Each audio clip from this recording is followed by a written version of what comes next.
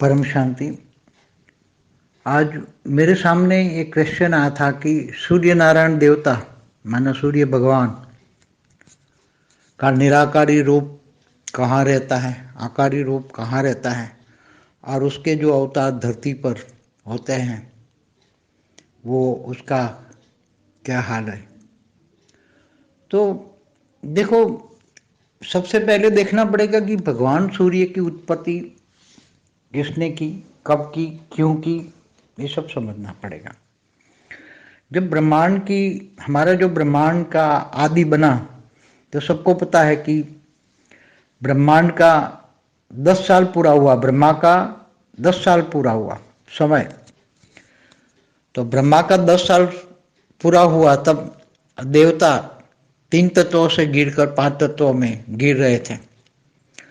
तो ब्रह्मा ने फिर धरती बनवाई, तो धरती पर सारे देवता 3 तत्वों से गिरकर 5 तत्वों में धरती पर आ रहे थे।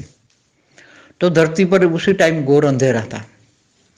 तो अंधेरों को मिटाने के लिए भगवान विष्णु ने अपनी आत्मा की पावर से एक छोटा सा अंश मात्र परम अग्नि तत्व का एक गोला बना दिया। तो परम अग्नि तत्व के गोले से स्थूल अग्नि निकल के धरती पर उजाला कर रहे थे। उसी टाइम पर सिर्फ धरती ही थी, दूसरे ग्रह नहीं थे। ब्रह्मांड की शुरुआत थी, ब्रह्मा का 10 साल पूरा हुआ था। तो ये निराकारी मतलब जो परम अग्नि का निराकारी रूप था, फिर निराकार से वो आकारी रूप रहकर वो गोला चारों ओर धरती के आसपास गोला लेकर चारों ओर घुमाने के लिए, क्योंकि गोला को घुमाना तो पड़ेगा, क्योंकि परम अग्नि से स्थूल अग्नि चारों ओर निकाल के धरती पर अंधेरा गायब कर रहे थे और प्रकाश फैला रहे थे, स्थूल प्रकाश।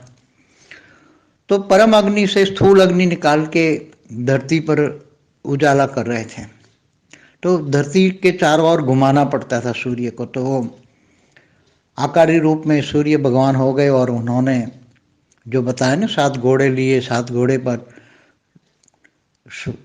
सूर्य को बिठाया, वो रथ बनाया और रथ में सूर्य रख कर चारों ओर घुमा रहे थे। वो आज से ब्रह्मा के 40 साल पहले, माना आज से कितने साल पुराना चित्र है ये। आज से ब्रह्मा का 40 साल कितना होता है समय, धरती का समय, ब्रह्मा का 40 साल। तो ब्रह्मा का एक साल है 31 खरब 10 अरब 40 करोड़ साल। तो ब्रह्मा का 40 साल अंदाजन 130 खरब साल, माना 13,000 अरब वर्ष होता है। 13,000 अरब वर्ष होता है। तो 13,000 अरब वर्ष पहले का ये सीन है। तो ये आज भी जो परम अग्नि का सेंटर पॉइंट, परम अग्नि जो सूर्य का, आज का जो सूर्य है उसके सेंटर पॉइंट में परम अग्नि है और वो परम अग्नि से स्थूल अग्नि क्रिएट होती है, पैदा होती है। तो वो जो परम अग्नि वो निराकारी रूप हो गया और निराकारी रूप से एनर्जी क्रिएट होके सूर्य वो स्थूल अग्नि में कन्वर्ट करके पूरी ब्रह्मांड में एनर्जी फैला रहा है। और जो आकारी रूप में था वो आकारी रूप अग्नि तत्व का रूप धारण करके, उसने भी कई, वहाँ पूरा खानदान रहता है सूर्य के अंदर, सूर्य के अग्नि तत्व के अंदर अग्नि तत्व का शरीर धारण करके पूरा खानदान रहता है। और बाहर के लोग जो अग्नि तत्व को धारण कर सकते हैं वो आते जाते रहते हैं, ऐसा नहीं है कि नहीं आ जा सकते हैं। जो अग्नि तत्व का शरीर होता है वो धारण कर लेंगे तो सूर्य में प्रवेश कर लेंगे। ऐसी तरह कई ग्रहों में भी, जो ग्रहों में वायु तत्व का होता है, जिस वायु का होता है, अगर नेगेटिव वायु हो तो नेगेटिव वायु का शरीर धारण करके वहां जा सकते हैं, पॉजिटिव है तो पॉजिटिव जा सकते हैं। तो बाद में ये सब अब 130 खरब सालों में तो उसने कितनी रचना की होगी भगवान सूर्य ने, आकारी रूप में कितनी क्री होगी आप सोच सकते हो। 130 खरब साल, 13,000 अरब सालों में। तो फिर बाद में धरती पर भी उसने अपने अंश भेजे होंगे, अंशावतार उसके हुए होंगे।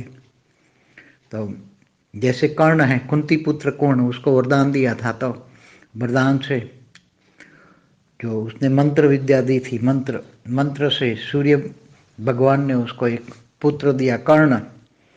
तो कर्ण भी आज उसी टाइम मनुष्य अवतार में था। तो मनुष्य 5000 साल पहले की बात है, महाभारत के समय पे कर्ण हुआ। तो वो सूर्य पुत्र था, मगर वो ऊपर नहीं जा सका क्योंकि वो बहुत एकदम साधारण सा, उसकी आत्मा की गति एकदम साधारण थी, पावर कम था। तो ऐसी बहुत आत्माएं होंगी जो सूर्य ने क्रिएट की होगी। तो धरती पर भी होगी, कोई साकार में भी होगा, कोई आकारी रूप में भी होगा, कोई वापस सूर्य की तपस्या की होगी तो सूर्यलोक में भी गया होगा ऊपर। तो ब्रह्मांड में कहीं भी कोई भी आत्मा जा सकती है। चाहे इंद्र पुत्र अर्जुन भी था, तो ऐसे जरूरी नहीं कि वो इंद्र के पास वापस जाएगा, वो धरती पर भी रहेगा, कहीं ऊपर भी जाएगा। ब्रह्मांड में कहीं भी साधना तपस्या करके ऊपर के लोकों में जा सकता है। वो स्वर्ग लोक से ऊपर भी जा सकता है, महालोक, जनलोक, तपलोक, ब्रह्मापुरी, विष्णुपुरी, शिवपुरी, परमधाम तक जा सकता है। आत्मा की कैपेसिटी है, तपस्या करेगा तो कहीं भी जा सकता है। ऐसा जरूरी नहीं कि धरती पर ही होगा। तो इतने बेहिसाब इंद्रों देवताओं की रचना हुई है, देवताओं ने इतनी रचना की है कि उनकी रचना अब कहाँ है, कौन है, क्या है, खुद देवता भी नहीं जान के उनकी रचना कहाँ है, किस हालत में क्या है। तो ये कहानी है सब बहुत, मगर सबको ये समझने के लिए आत्मा की निराकारी स्टेज होगी तो समझ में आएगा। क्योंकि सब कुछ चीजें तो शास्त्रों में वर्णन नहीं है। शास्त्रों में तो बड़े रूप से कहानियां हैं, हिस्ट्री ज्योग्राफी है शास्त्रों में, पुराणों में, मगर सब कुछ एक्यूरेट है क्योंकि एडिशन ऑल्ट्रेशन शास्त्रों में भी हुआ है। जिन्होंने जो आत्मा की समझने की शक्ति है, उन्होंने इस हिसाब से सोचा समझा और वो सबने लिख दिया। तो वेदों उपनिषदों में भी जो एक्यूरेट कहानी है उसमें थोड़ा एडिशन ऑल्ट्रेशन होता रहता है। अभी ब्रह्मा का दूसरा पराग चल रहा है और उसका 198 करोड़ साल हुए हैं।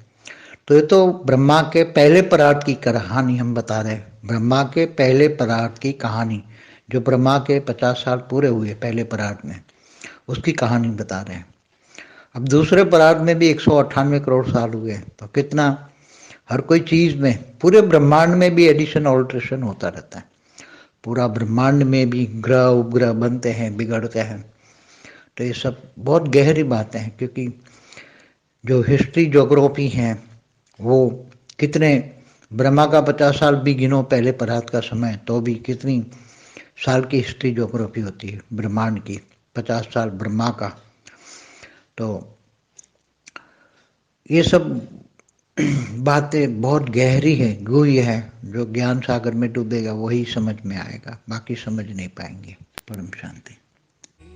की परम शांति सोचो, बोलो परम शांति। Join us daily for live meditation, 10 p.m. to 11 p.m. on YouTube Live. Subscribe now. Website www.paramshanti.org. Email us anant@paramshanti.org. Like, share, subscribe. Join today. बेहद की